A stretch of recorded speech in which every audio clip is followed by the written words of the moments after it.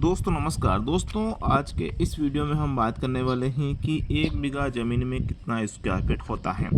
दोस्तों जब भी ज़मीन की मापी की जाती है तो मुख्य रूप से दोस्तों स्क्वायर फीट से और स्क्वायर मीटर से की जाती है। दोस्तों जैसा कि स्क्वायर फीट तो खैर है ही है, लेकिन दोस्तों स्क्वायर मीटर की भी बहुत बड़ी इसकी भूमिका रहती है। क्योंकि दोस्तों जब भी हम अपने खेत को आरी में नापते हैं दोस्तों, तो वो हमें स्क्वायर मीटर के आधार से देखना पड़ता है। तो क्योंकि दोस्तों उसमें जो मापते हैं, उसमें जो हम कैलकुलेशन निकालते हैं वो आसानी से और सहज ही निकल जाता है अगर हम स्क्वायर मीटर से देखते हैं। तो दोनों तरीका दोस्तों आज के इस वीडियो में मैं आपको बताऊंगा। दोस्तों ये वीडियो आपके लिए बहुत ही महत्वपूर्ण होने वाला है। वीडियो को ध्यान से देखें, क्योंकि दोस्तों ये जो जानकारी मैं आपको बता रहा हूँ, ये जानकारी आपको जीवन पर्यंत आपके काम आने वाली है। वीडियो को शुरू करते हैं। शुरू करने से पहले दोस्तों वीडियो को लाइक कर लीजिए, चैनल को सब्सक्राइब कर लीजिए। दोस्तों जब भी हम एक बीघा ज़मीन की स्क्वायर फीट की या फिर स्क्वायर मीटर की बात करते हैं, तो दोस्तों हम इसको आसानी से और सहज समझ पाएँ, इसको हम छोटी इकाई से शुरू करते हैं। तो यहाँ दोस्तों हम देख रहे हैं कि 1 वर्ग मीटर जो होता है ना, वो 3.25 फीट का होता है। जिससे कि दोस्तों आप फीट में भी समझ पाएंगे। और वहीं अगर बात करते हैं तो ये 10.7639 स्क्वायर फीट का होता है। और इसकी अगर लंबाई चौड़ाई जैसे कि इसका यानी कि इसका डबल गुणा करेंगे ना, तो ये क्षेत्रफल आपके आ जाएगा।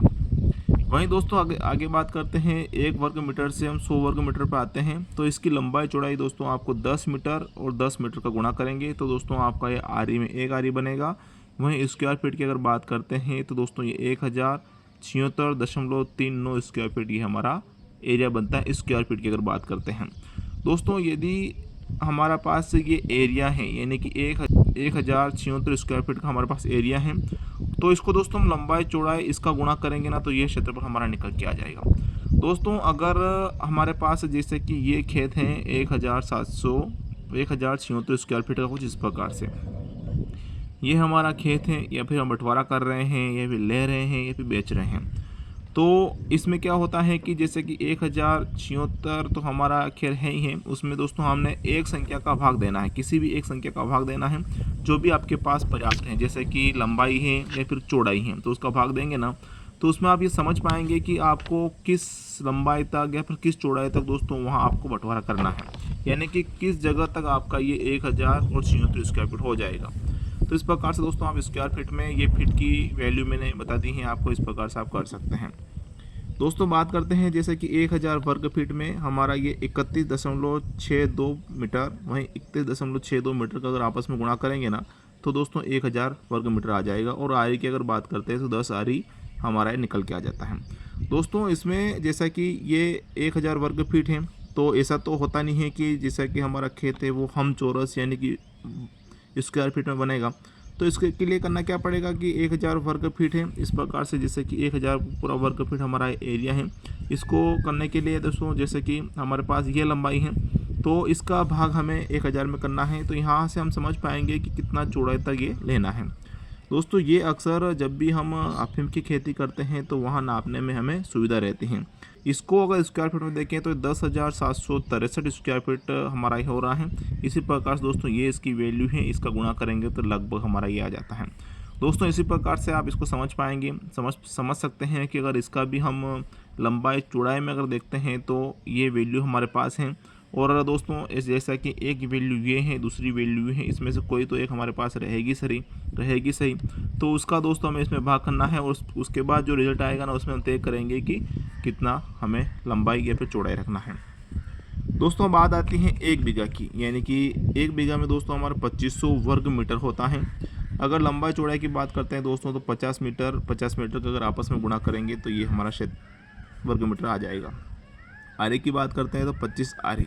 दोस्तों जैसा कि आप देख रहे हैं 1 बीघा ये, 1 बीघा ये, 1 बीघा ये और 1 बीघा ये, मैंने यहाँ लगभग 4 लिख रखा है। तो दोस्तों होता क्या है कि अलग अलग एरिया में अलग अलग स्टेज में दोस्तों आरी 1 बीघा अलग अलग आरी पे होता है। जैसे कि अगर मेरे यहाँ की बात करूँ तो 1 बीघा में दोस्तों 25 आरी में 1 बीघा होता है। और हमारे पास जो जिला है उसमें 20 आरी में 1 बीघा होता है। लेकिन दोस्तों बहुत सी जगह देखा जाता है कि 18 आरी में भी 1 बीघा होता है और 14 आरी में दोस्तों 1 बीघा होता है। तो दोस्तों कुछ इस प्रकार से हमने देख लिया है कि इस प्रकार से हमारा एक बीघा में, यानी कि दोस्तों यहाँ देख समझ सकते हैं कि आपके एरिया में किस प्रकार से बीघा है।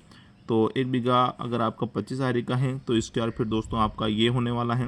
1 बीघा में अगर आपका 20 आरी है तो स्क्वायर फीट में अगर आपका ये होने वाला है। वहीं दोस्तों अगर आपका आरी कम ज़्यादा है तो मैंने आपको पूरा छोटी वैल्यू बता दी है, जिसमें आप आसानी से ये कर सकेंगे। जैसे कि 1 आरी का वैल्यू अगर मीटर में बात करते हैं तो ये 100 मीटर है, स्क्वायर फीट में बात करते हैं तो ये है। उसी प्रकार से दोस्तों आपका कितना ही आरी है, जैसे कि आपके पास 23 आ रही है तो 23 का यहाँ गुणा कर लीजिए। इस प्रकार से आप वैल्यू निकाल सकते हैं।